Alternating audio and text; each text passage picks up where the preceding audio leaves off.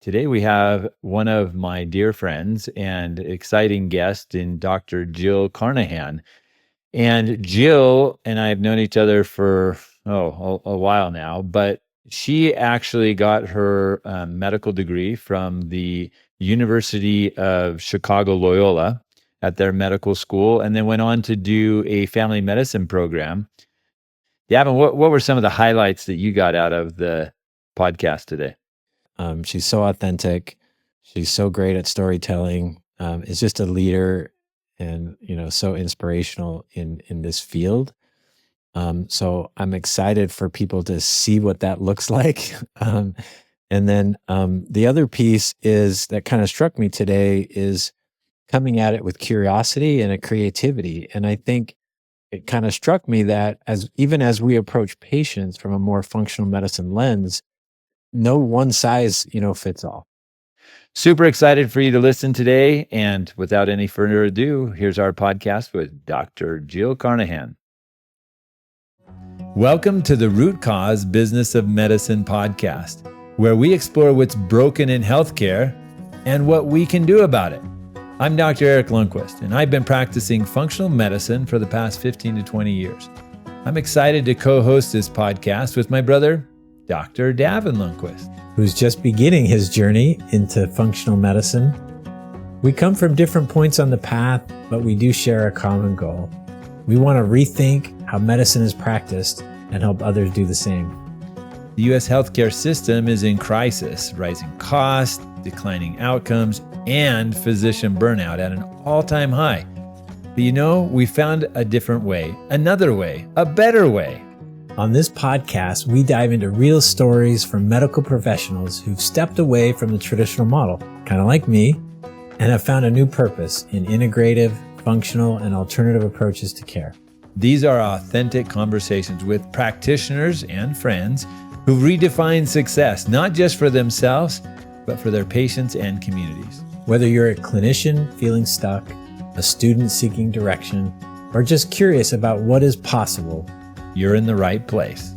This is the Root Cause Business of Medicine podcast.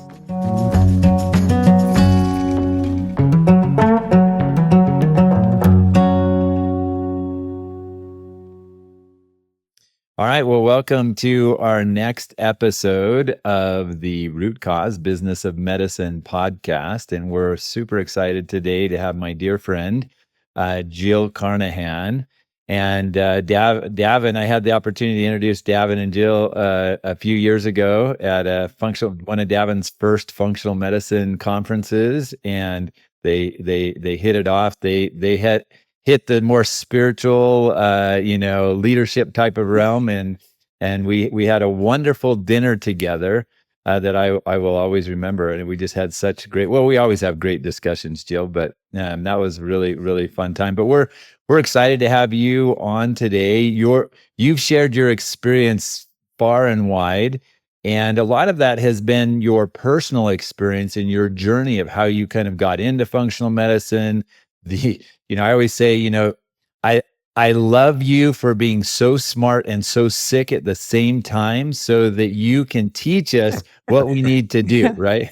But today's a little different. Today, we're going to hear a little more about the business side of it. And you and I have had some conversations about that as well. But I don't think a lot of people really kind of know the process that you went through. And so I'm really excited to have you tell your story today. Davin, any other things you want to share before we get started?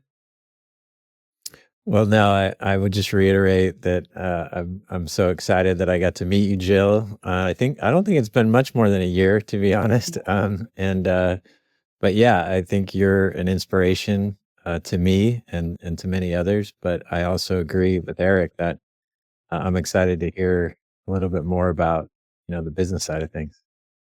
Well, and I just want to say, you two brothers are two of my favorite people in the world.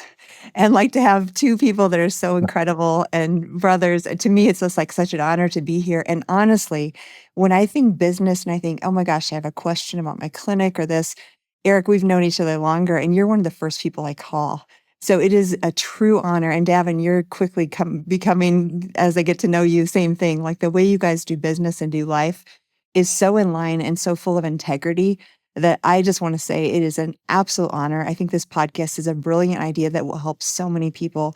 And you guys have both contributed to my well-being spiritually, physically, emotionally, and clinically, like in all realms. And I just, I have the greatest respect for both of you. So it's an honor. And then the second thing I want to start off with is being really honest. I can talk all day long to thousands of people about my history. And then we talk about business, and I'm a little nervous because this is an area where it's so funny.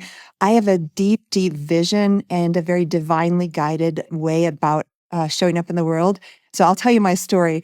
But what's going to be very interesting is it's not going to be like anything you've ever heard before.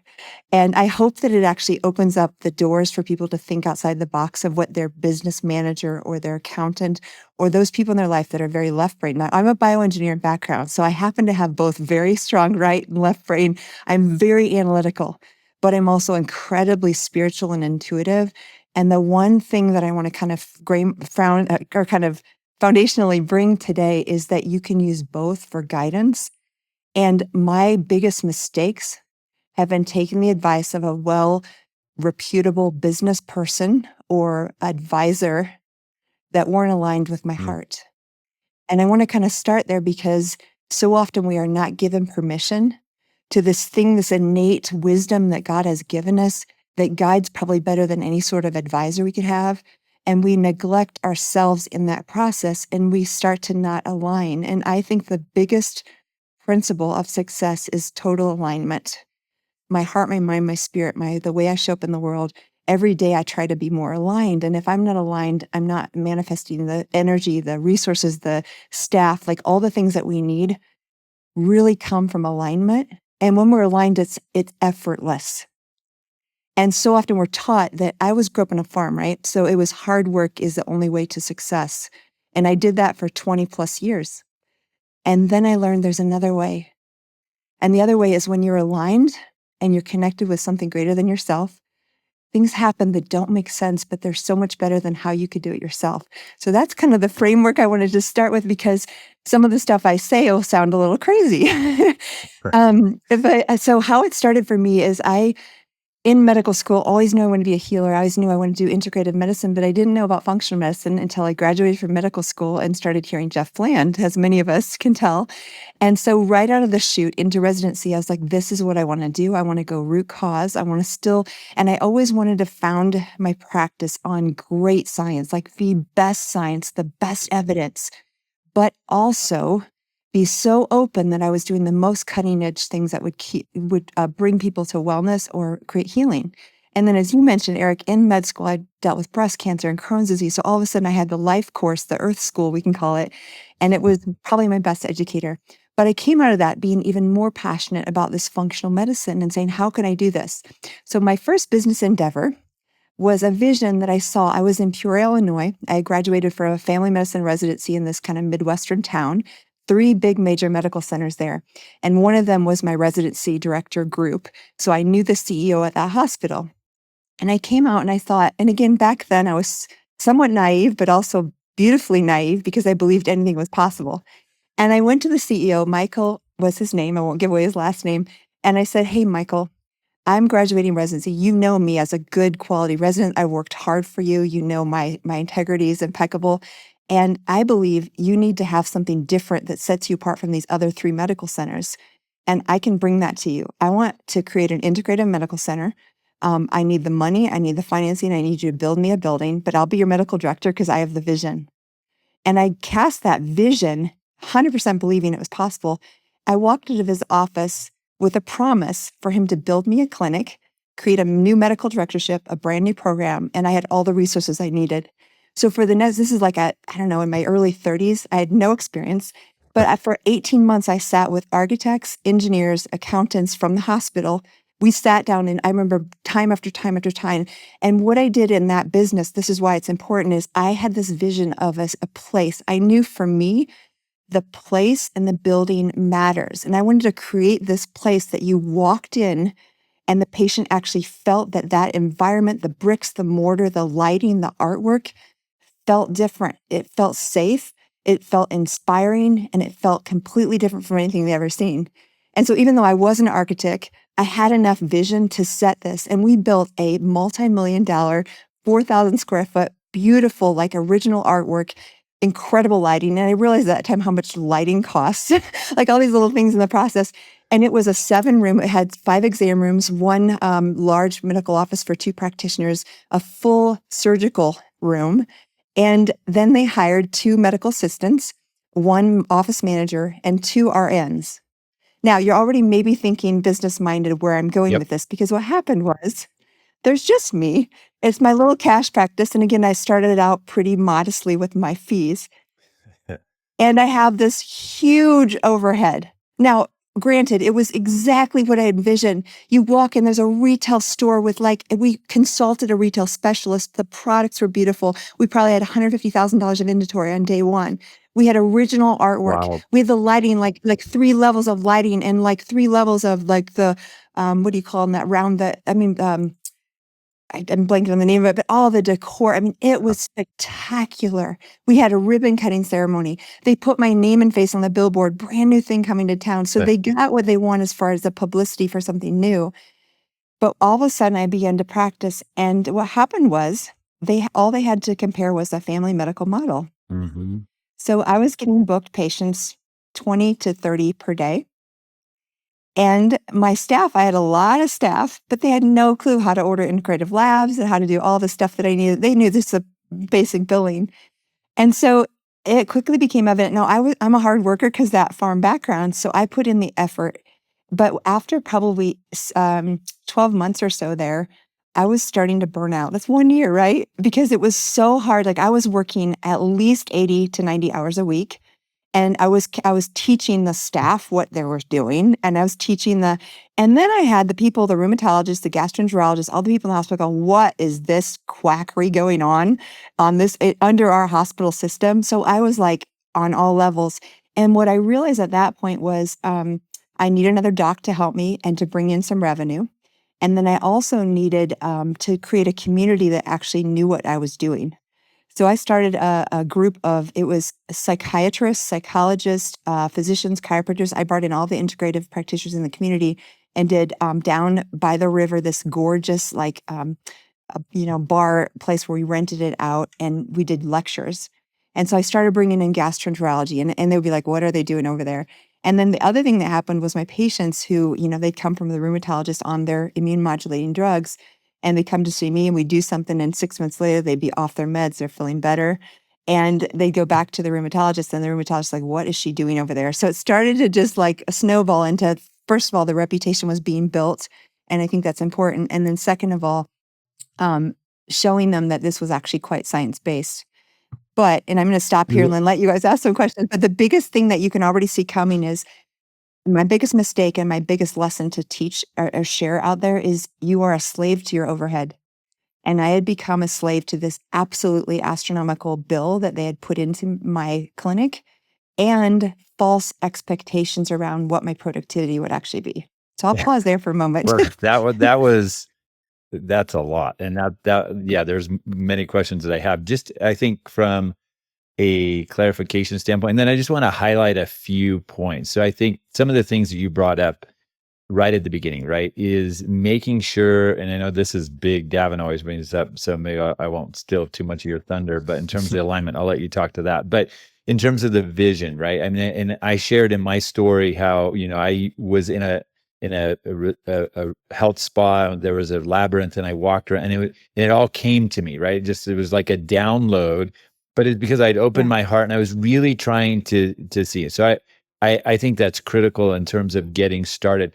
So here's my 2 questions for you. One, did you guys have a business plan? Like, had they gone through and said, okay, this is how many patients you need to see, this is how much revenue that you're going to need to drive? And then you mentioned, I was a little confused. It sounded like it was more insurance based, but I thought you said it was cash based. So just clarify maybe in terms of how you were generating revenue. And if it was insurance based, were you doing anything to bring in cash? And then were you working with the the accountant or whoever was kind of overseeing the business aspect of it in terms of profit and loss, and how you were kind of brought into that world and seeing, okay, wow, there's a big discrepancy.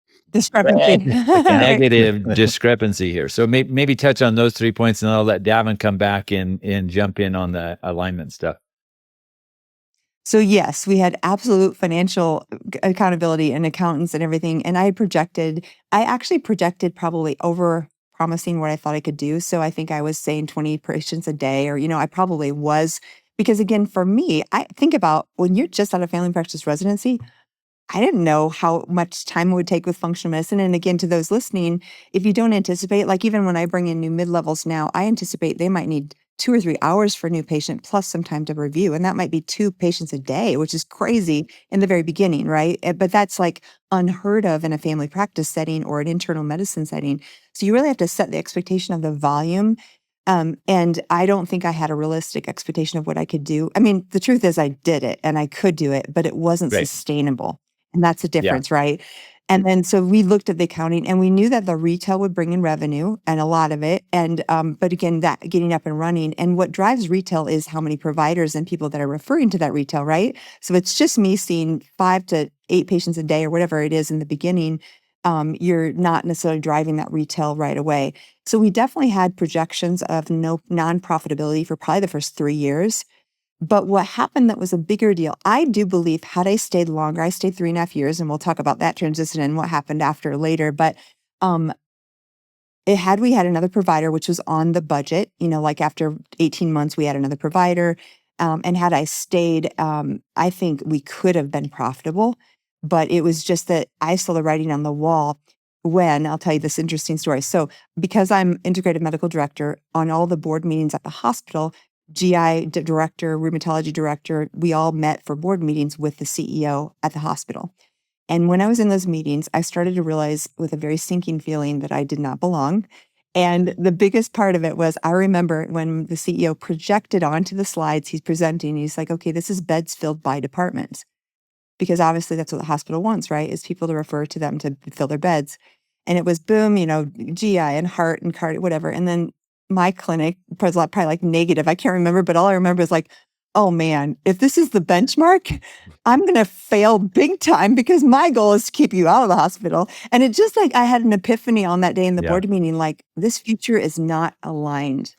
Because if ultimately I pitched it thinking what I'm going to bring may not be super profitable, but it's going to create a unique sphere of influence in the city for something no one else is doing. And that's valuable for marketing, right? That was my pitch.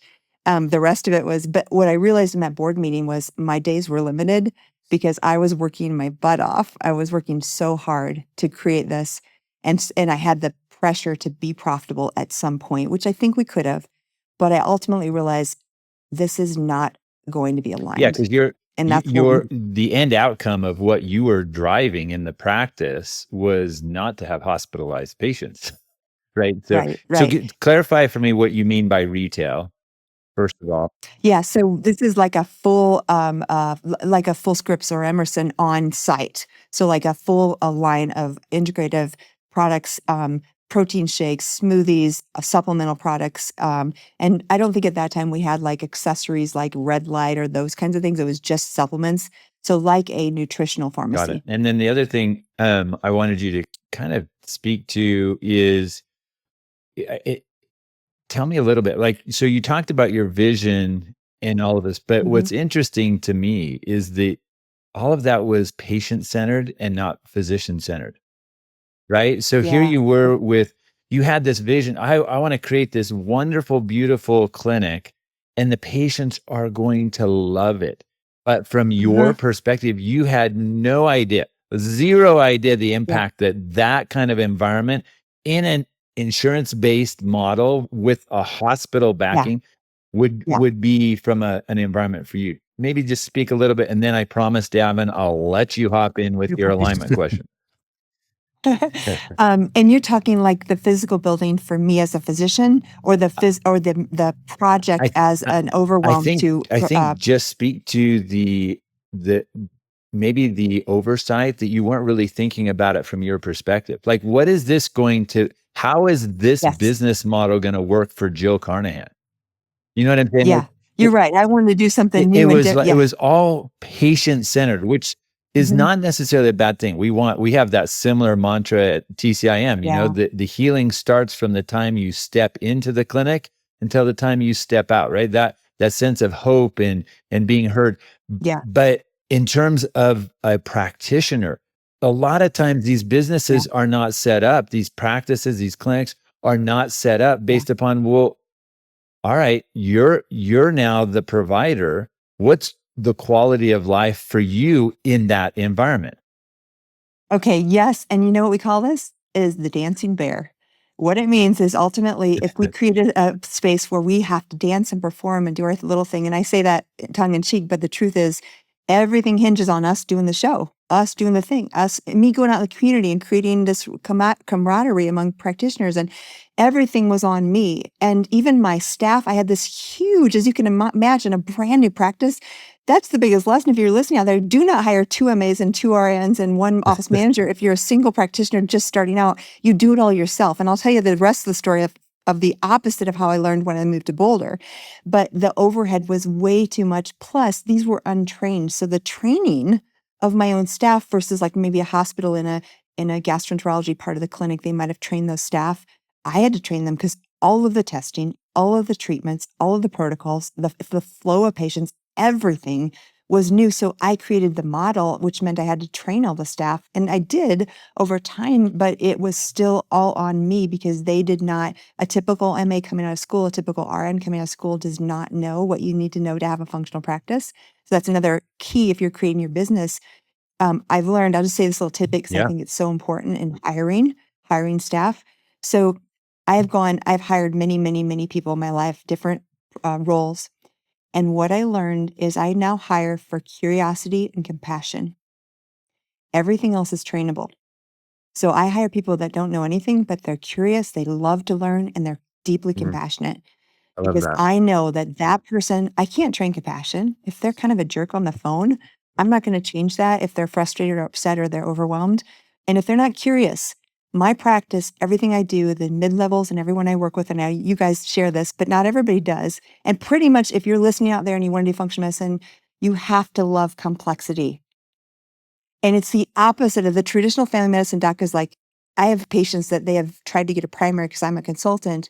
And they'll be like, no, you're too complex for me. That's the standard, right? I'm like, no, bring it on. So I know that my staff, the people that I work with and what I do is complex and you must love to learn. You must love to dive deep. You must love a mystery because if you don't, and this goes from the first, every employee has value, but every level of employee has to be curious because we're doing something new and different that's never been done before. Yep. I love that. I think that's just so important. And I love really what you said there, that when you're hiring somebody, that they're curious and compassionate. And I would maybe add passionate about what we're doing, right? And maybe competent, Well, maybe competent, the 3 C's, Maybe the 3 right? right. Because you know what a basic like level of competency, but like 100%. I'm like, I can train you. 100%. So curious, let's say curious, compassionate, and competent. I like that. The 3 C's. And I'm sure you've seen this too, that part of what makes your practice currently as successful as it is, and I'm sure it's the same with us, is that the staff are so passionate about what we're doing that gets exuded out in how they care for the patients. So, all right, Davin, I promise now I'm stopping. It is now your turn. Hop on. Yeah, time to shift gears a touch. Well, I think, Jill, you're always so humble in the way that you present things, but what I heard in that early story was a lot of business acumen. Maybe not in the way that you're maybe framing it, which is the nuts and bolts of running a business or understanding P&Ls and accounting and the legal framework. But what you did was you inspired a system, a hospital system, to believe in something that was actually the opposite of their business model, right? So I mean, if that's not business, I mean, like from an entrepreneurial standpoint, I mean, part of what I think we're trying to do with this podcast is to inspire other entrepreneurs, right? And for people to understand that, there's lots of different ways to do this, to practice medicine and to be a healer. And so, to me, the number one key ingredient of success is inspiring others to follow you. And Yeah. maybe, I mean, I'm just a little bit curious where I mean, have you always been this way, like that at such a young age in your young time in your career as well, to have that kind of vision to inspire a hospital CEO Audacity, to do right? this? That's Audacity impressive. is right. And it's funny, Davin, that you see that. And this is one thing I love about you, because you see people deeply. You kind of go right to the point, you penetrate right to the heart of the matter. And I love that, because I love going there too. It's funny because I'm divorced now. My ex-husband and I are very good friends and deepest respect. But when I was with him, he was kind of he would admit this, probably bipolar and star of the show and louder than life and super inspirational, super visionary. So when I was with him, because that comparison, sometimes we look at people and see stuff in them. We often actually marry and are partnered with people that we see something in them that we actually have in spades, but we don't see it in ourselves. We admire it in someone else. And looking back now with the lens that I have on my marriage, I saw that in him. He would always shine. He would be starting a new company and making millions of dollars and then getting everybody inspired around him. And because of that, I didn't think I had that in me. And the truth is, you saw it. I didn't see it back then at all. And it's interesting. I love to reference rocket fuel. There's so many good books out there, but that one in particular I like, because the truth is I'm an absolute visionary. But I didn't know it back then. I just kind of, in fact, I was a little scared and nervous about doing that. But now I know, like, you name the project, even like getting my movie and documentary funded and done, it was just literally me going like, I believe in this project. Can I have $1 million to help me? And done. And I was like, whoa, what just happened? And so, like, it was really crazy to me. But in those experiences like that, when I have a vision, I know I can share and inspire people to that level. And even my staff, I go in there every Monday and we talk and we pray together and we talk about, I say every Monday, I get the spotlight, which is beautiful. But you guys are the ones that every day are taking the phone calls, and that everything that I get to experience would not be possible without the day-to-day that you do and the help that you give the patients.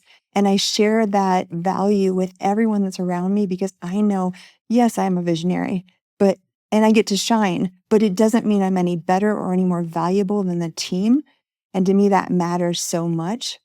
But I do think that now I've realized, if I have a vision, I can share that and inspire people to come alongside. Well, thank you. And I think that the second sort of piece to this is, I think for all of us that sort of venture outside of, the framework that that is known and understood for, how many decades now of a health system culture, this idea of authenticity, um, I would guess that the young Dr. Jill compared with today, there's a different version of you today.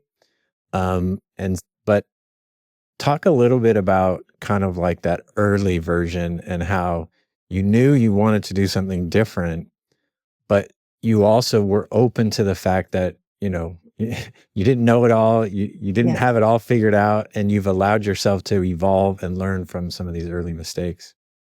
So back to the rocket fuel, this is perfectly applicable, because back in the beginning of your clinical experience, when probably for you guys as well, and for me for sure, you wear all the hats. You do everything because you have this N of one, and then you start to build a staff. And in a minute, I'll talk about again what we did in Boulder, because in the medical system, I did have accountants and architects and CEO and financial backing, and then staff.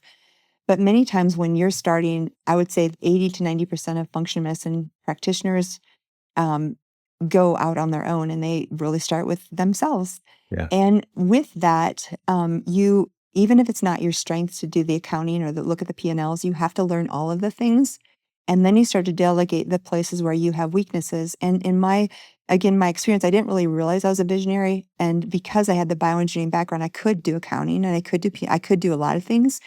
But what you want to do as soon as you're able to, financially or otherwise, is delegate the things that you are not good at to someone who's really good at it, and know your weaknesses and limitations, like you said, Davin.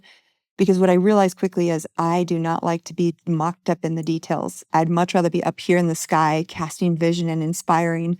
But in the beginning, early years, I did it all, and I can do accounting, and I can keep my own account. Like for the very beginning, I did my own bookkeeping, I did my own Yeah. QuickBooks, and you Sure. can do that. And in the beginning, just to save overhead, which was the biggest mistake I learned in the early years, you should do whatever you can to start and to keep costs low. No, I think that's great. I think we definitely want to dig into that aspect. But maybe just one final thought, which is, as people venture out, maybe, right, as they're doing something new, or they're, sort of having the courage to take that first step, as we talk about here on our podcast, that's the hardest one, right? Yeah. But maybe just share some of your great inspiration for others to say, you don't have to necessarily be the person you're going to become in that first step, because it doesn't necessarily matter. You can adapt and iterate and grow, with the experience. You don't have to have it all figured out, is my point. And maybe just talk a little bit about that. Okay, I love this, because I think that if you're out there, you never feel ready, right? You never feel ready. First time I walked on a stage, I was scared to death. First time I mean, all of these things, you're going to feel like an imposter, and you might feel like an imposter for 5 or 10 years. It's really, really common. I think the more we just talk about authenticity, say, hey guys, this is hard stuff, and none of us feel ready when we first start. And then we become the version of ourselves that we have envisioned. So we still have a vision of who you want to be. And I'll tell 2 quick stories about that. Number one is when I first started my clinic. Well, if I can go back, I'll tell you the Boulder story real quick. Is that Perfect. okay? Yep. Okay. So I'm in this hospital. I sit in the board meeting, and I realize my days are limited. Shortly after, my ex-husband said, hey, I think we need to move to Colorado. I'm planting a church, and I would like for you to come along. And I was like, no way. But very soon I realized this is my new start. I'm ready to do this. We moved, sold everything, and started over in Colorado. And when I first came out here, I interviewed for all kinds of medical directorships for integrative medicine, because that was what my experience was. And I thought, how great would it be to go on, get on salary, and just do my thing getting paid, right? But I quickly realized, and again, this was almost a God thing for me, where I really had an inspiration that no, you need to do your vision and do it yourself. And it's going to be harder, but it's going to be far more rewarding. So I looked in Boulder. I thought that's a great place to be. And I saw Bob Roundtree, our dear friend Bob. It was there. He's been around forever. King Bob is what they call him in the functional world. And he was practicing alone in a little tiny old clinic in the north side of Boulder. So it was like 3 weeks away. We had a conference. He was at the conference. I literally walked up to him. He didn't know me from anyone. I said, hey, Bob, I'm Jill Carnahan. I'm moving to Boulder, and I think you need a medical practice partner. He just looked at me and laughed and said, well, let's have dinner and talk about it. So then I flew out twice and had dinner with him and his partner. And I just, again, casted him, hey, Bob, I'm here and I want to practice, like in my silly little way that has no clue of the reality of it. And Bob's like, yeah, I think you're right. So why don't you come on board? And Bob, to this day, I owe him everything, because he was so generous. And if I would tell you, I'm not even going to say it publicly, about how much I paid him to rent a space and to share an office, it was ridiculously low. It was based on what I brought in, so I never went into debt over that. He was so kind and so generous. We shared one exam room and a receptionist that answered the phone like 1 day a week. And what this taught me, this is important, even though it feels like I'm off on a tangent, is all of a sudden I went from the exact opposite to a 4,000 square foot clinic with 7 dedicated staff to me me, just Bob. In fact, we didn't have a sink even in the exam room. We had to walk around the corner. Our supplement was in a closet. Like you open the door to a closet and they were just stuffed in there, like all messed up. And it was this old office on the 2nd Avenue in Boulder off of Arapahoe that we'd come out at 5 o'clock and see mountain lions in the parking lot, because we were like that remote, like we're out there. It was like, and it was this old 1970s, like it was probably full of mold. Like I didn't know back in the day, but dear old Bob. And I was like, really, Bob? So I walked into that practice with 2 things, a stethoscope and a laptop. Talk about low overhead. And I literally would look around the first several months and be like, if Bob Roundtree's doing this, I can do this too. And I'm not in debt. And now granted, like I said, I had to go 18 months before I was profitable. but I didn't take out any loans. I didn't owe Bob a penny. I gave him a tiny little fraction of the people I saw. He shared everything with me. I mean, to this day, like I said, I cannot say enough how that was a God thing. That was a huge, generous thing that he allowed me to get started. And guess what Bob does? Bob's like a hermit. We would actually talk more when we'd travel to conferences and have dinner than we would in our own office. We just pass, and both of us were kind of introverted, and we're both studying and reading journals all the time. And so we barely talk, but we got along great. We're both like, we just give each other the space. And he taught me that, well, first of all, what I was going to say is he was at the point of like, people would call in and say, "Can I see Bob?" "No, not taking new patients, but you can see Jill." So what would happen is right away, I got referrals. Everybody who called for Bob got to see me. And because I had this endorsement of someone people knew and loved, they thought I was pretty good. And Davin, back to your point about thinking I was a clueless, I just started functional medicine, but I had the endorsement of Bob Roundtree. And I also would talk to him once in a while about complicated cases. And so very quickly the practice grew. And then I ended up convincing him to move to South Boulder to a bigger office where we both had full suites and a full retail and all of that. And it was a beautiful start because it started with a handshake and going out of my comfort zone to ask someone for a favor. And it was the biggest favor of my life because it started my practice. And obviously since then it's grown a lot. But that was my start in Boulder. And I took the choice from I could be employed by a hospital system with a guaranteed salary. And for me, as I've gone through my motivating factors, autonomy is very high on the list. And that's what, if you're out there listening, you have to think about. You may not value autonomy. You may more value security and economics. And then you might want to take that directorship, get paid less, have less freedom, but have a guarantee. For me, that was like slavery. I wanted to be my own boss.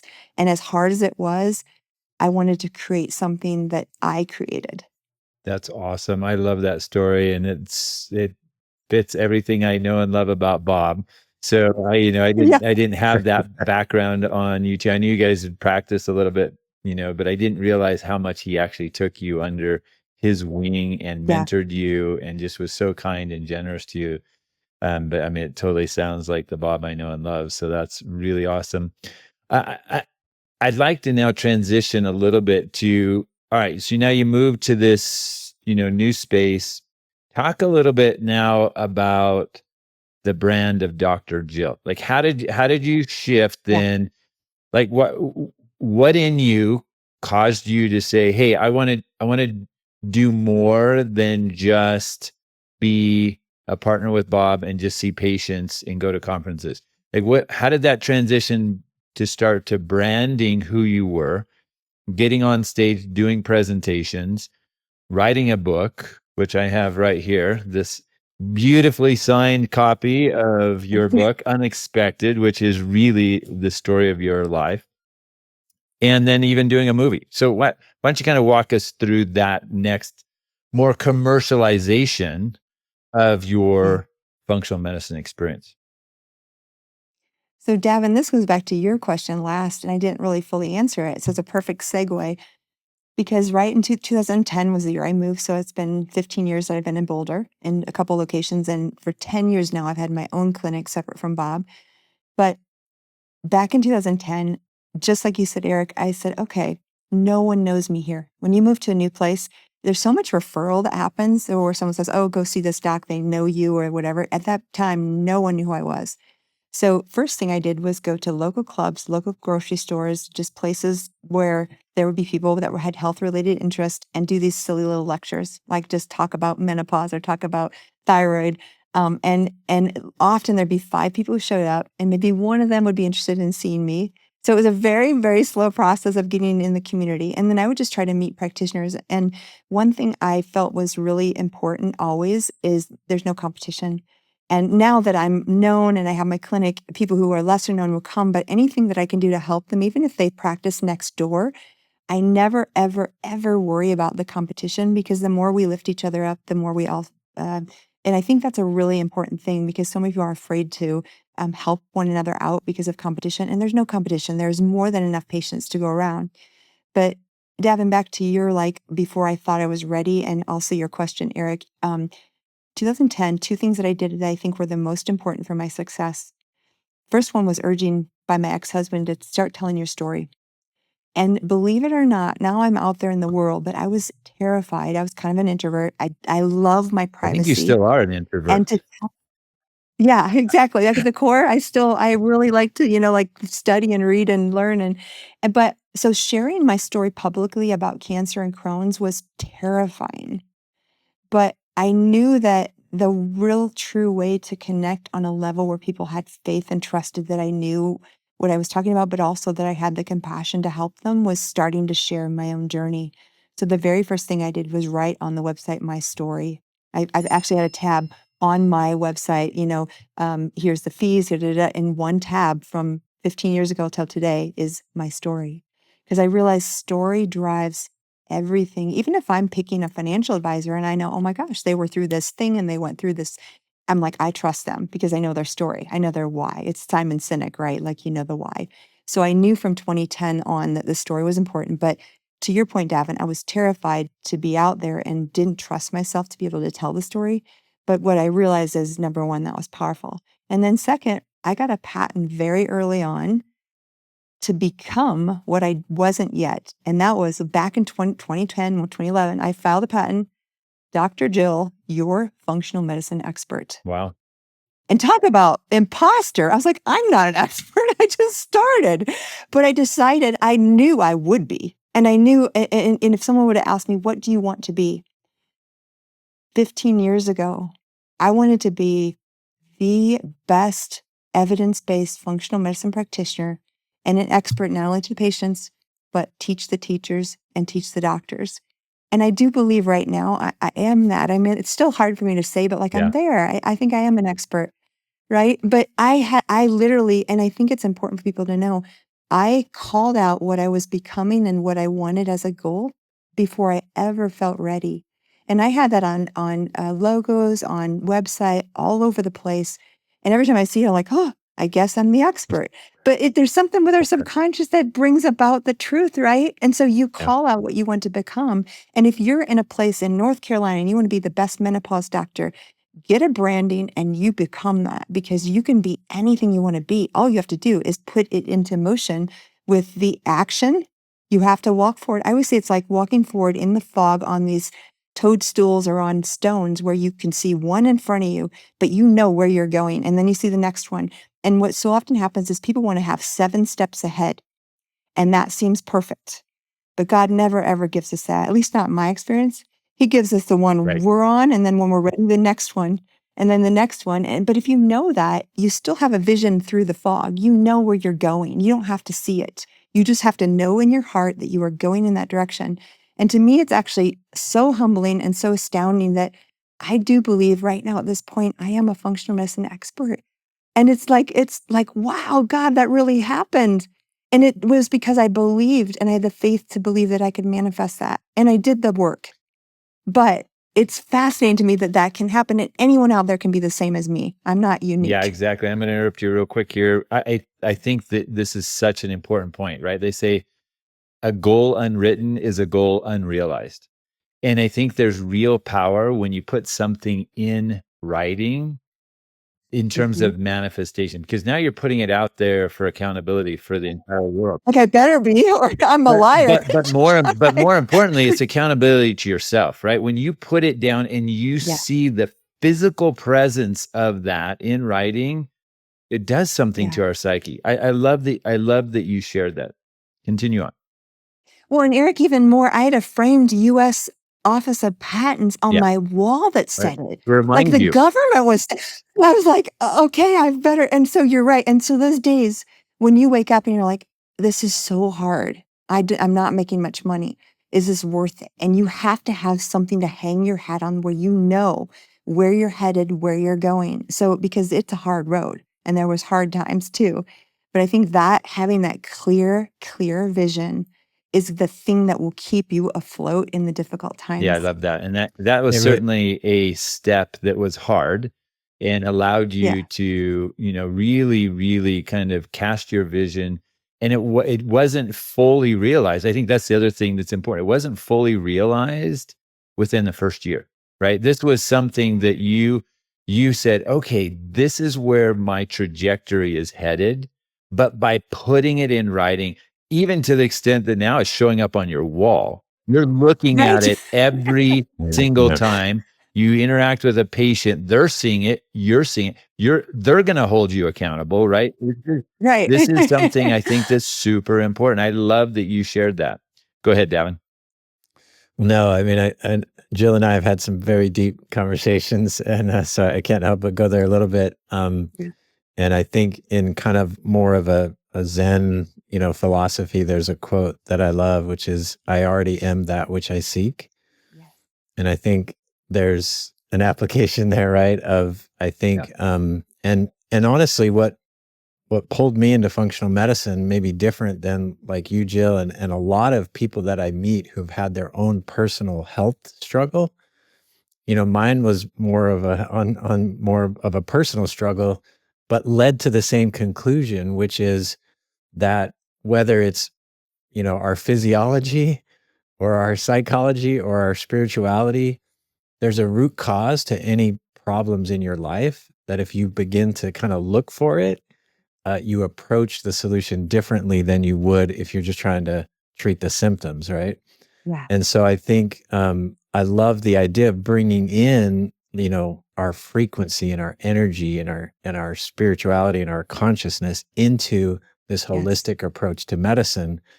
And so I think this idea of putting something out there, right? It creates energy around this idea that we already are something, that we just need to like get stuff out of Get the out of your way, own and then way, right? get out of our own way, and it will take us there. But Exactly. these are little tools that I love. Yeah, exactly. And I think one of the things that's always been helpful for me is, so in my belief, we've talked about our beliefs before, but in my belief that God knows the beginning from the end, he already knows who I will continue to become. So if I ask him for help, guess what? He's going to give me some clues. He's going to drop some hints. He's going to give me some suggestions that are going to help, because he wants me to become who I already am, really. I'm just still developing, right? And so I think that's such a beautiful underpinning aspect of your story that is so important to kind of pass on. Yeah, I really love that, because that's the truth, is most of the time we don't do something scary because of our own fear or anxiety. And that fear or anxiety comes from feeling like it's all on our shoulders and we have to work harder, do more, we're not doing enough. And I will tell you, there are a ton of masterminds that I've been involved with. I would say 99% of them out there that create more fear and anxiety. And what they do is they show all of these great programs that you should be doing. And if it's not aligned with you, I remember for years, I would go to these places and come back and I'd feel like so inadequate, like I wasn't doing the right thing. I wasn't doing it the right way. I wasn't doing enough. I wasn't doing the right, hiring the right person or spending enough money. You name it. Yeah. And coming back feeling like, and what I realized, and this is also to all of your listeners, you uniquely listening out there have your way. And the more you can connect with your heart and whatever for you is divine, and go your way, do your thing, do it your way. So any advice that we're giving you, if it doesn't resonate with you, do it your way. But your way is going to bring about the most impactful change and the most impactful practice, no matter what anyone tells you is the right way. And so often we get, again, I got sidetracked many, many times about I should be doing this. And I have spent so many mistaken monies hiring the wrong team. And for me in this life now, finally, I'm like, no, my way is different, but for me, it's the best way. And so regardless of advice, you have to be in alignment with your soul and spirit into how that looks. Maybe I love this because I think that concept applies to our patients as well, right? I think the traditional model tends to promote fear Mm-hmm. as sort of a motivating factor to, like, Yeah. and so, and even now, even in the functional medicine space, online, on, the social media, I think there is this idea of like fear of missing out, even on like what's the latest trend or the Yeah. coolest new, biohack. So my guess is you don't approach your patients from a fear mindset, but how do you inspire them to have hope and look to more Like, don't be afraid of disease, but let's approach it positively in terms of getting well. Yeah. Just yesterday, I had a 26-year-old that I've seen now for about a year. And her first visit, she came in with her mom and dad.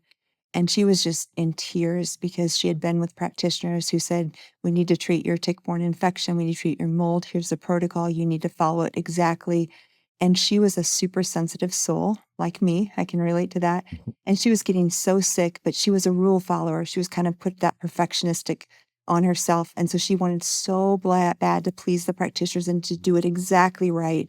And meanwhile, she's doing exactly their protocol. She is just spiraling down because it's way too much for her sensitive system. Yeah. And I just looked at her and said, guess what? We get together to create a plan that's going to work for you, that's going to be the exact right thing. And you get to weigh into that and tell me, this is too much. And I promise you, I will always check in. You're in control.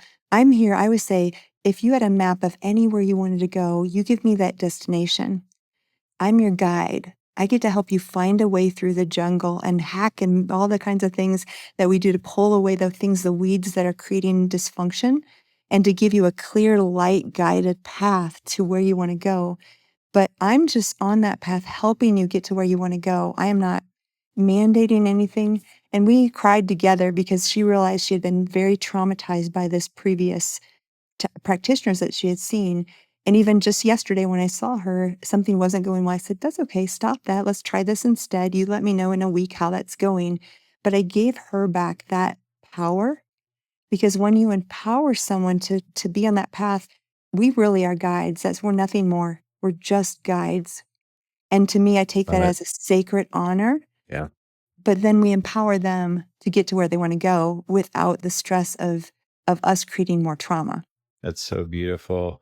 I actually am hesitant to ask my next question only because it feels so jarring from where we are. It's such a beautiful moment in what you shared, because that intimacy with the patient and recognizing what it is that they need from a foundational standpoint is more important than any protocol or any particular prognosis, diagnosis, protocol. So thank you, but I'm going to ask it anyways, because I wanted to ask these questions in this Yes. podcast, and I think people will want to know the answers. So it's a two-part question, but first is, you've done many lectures now for multiple different organizations. If somebody wants to get into that aspect of functional medicine, kind of what would be your recommendations for how to get started? And then the second is, you're an author and a film producer slash storyteller.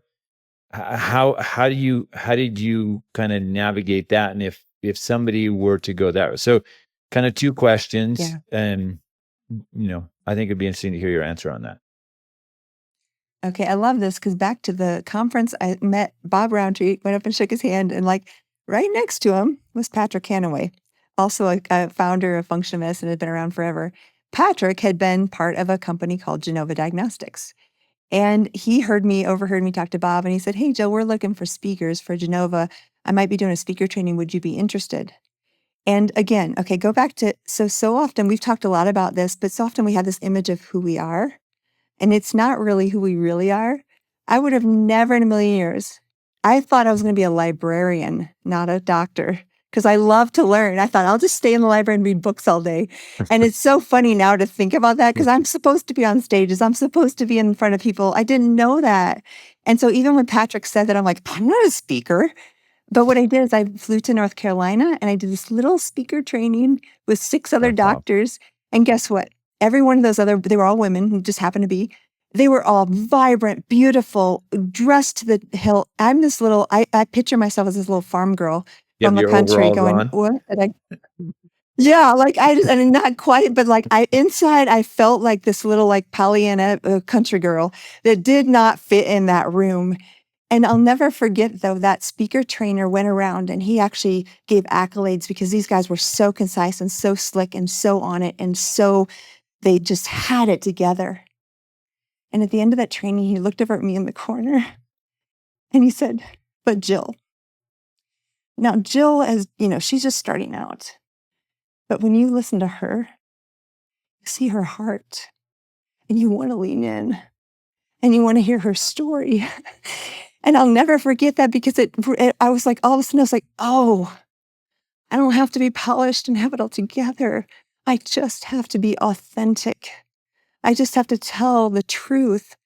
And if, and so what happened is as I learned to speak, I just put aside that and I said, I want to get to the heart. I want to connect with my audience. And the only way to connect is story. It's our connective tissue. And so I started telling stories, and all of my colleagues were out there behind me, behind the studies and the slides with the studies, and we'd all fall asleep because it was study, study, study, study, study, study, study. And then here's me in my, ball gown that didn't fit at all with the black suits, and starting with a story about breast cancer where people are like crying in the front row. But I connected. And then I also, the second part, so you have to connect with story. And then the second part about that was, it was probably 5 years into speaking that this happened, but I remember one day going up and I'm all nervous about how do I look? What are my shoes like? Is my hair okay? What am I going to say? I'm all focused on me.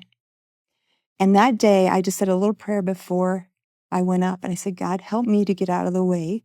Help the people out there to see the light and the inspiration. Just take me out of the picture. Help them to see just soul, like soul to soul.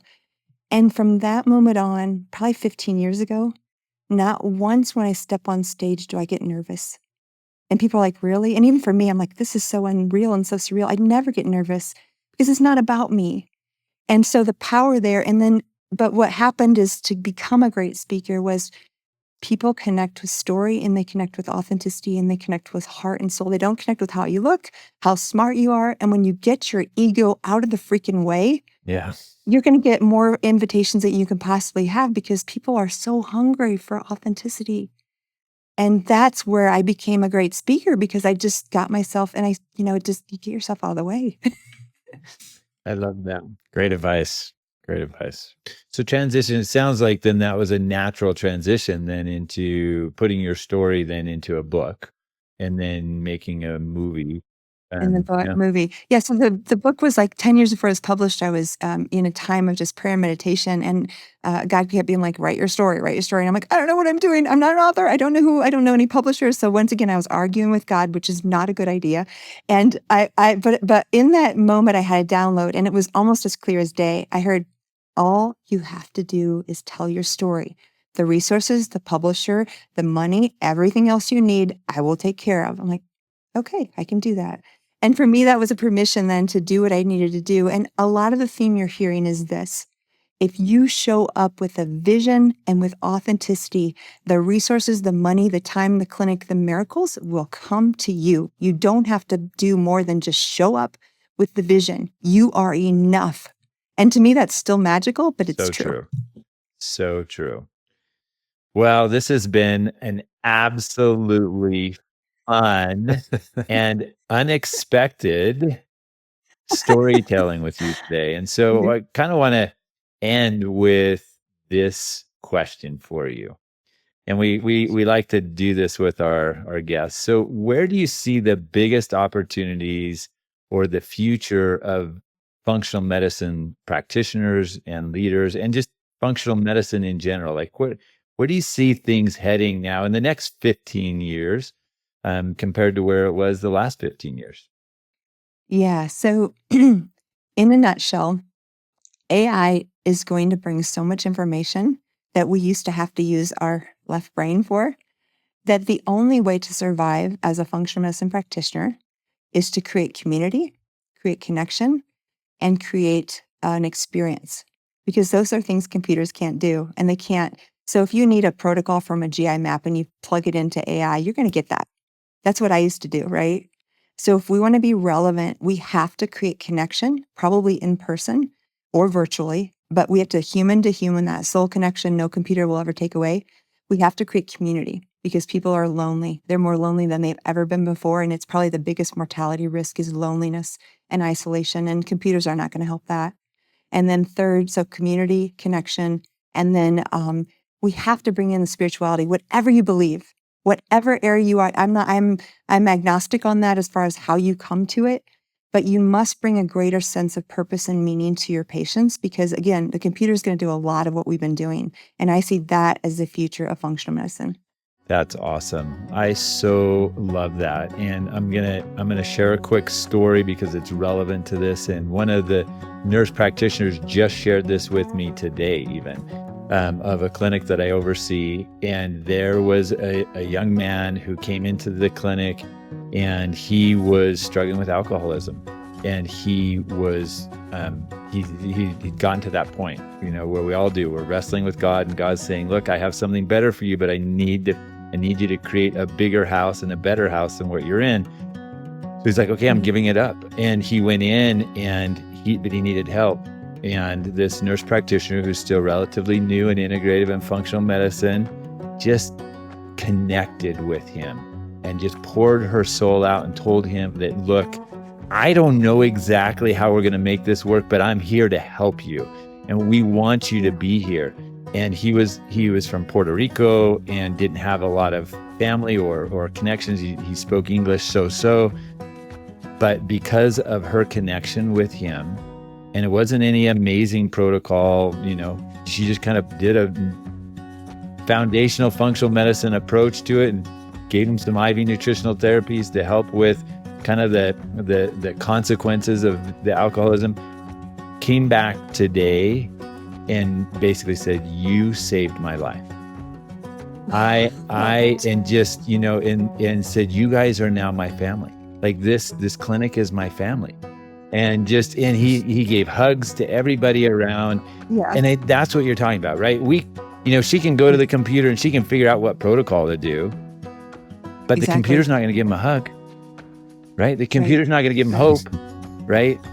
So I just thank you so much, Jill. You're like Davin said, you're an inspiration to us. We love you. We're so happy that you came on and shared your story. And this has been great. Thank you for letting me go into all the other zones of it. I love it. And I appreciate you guys both so much. No, so very important.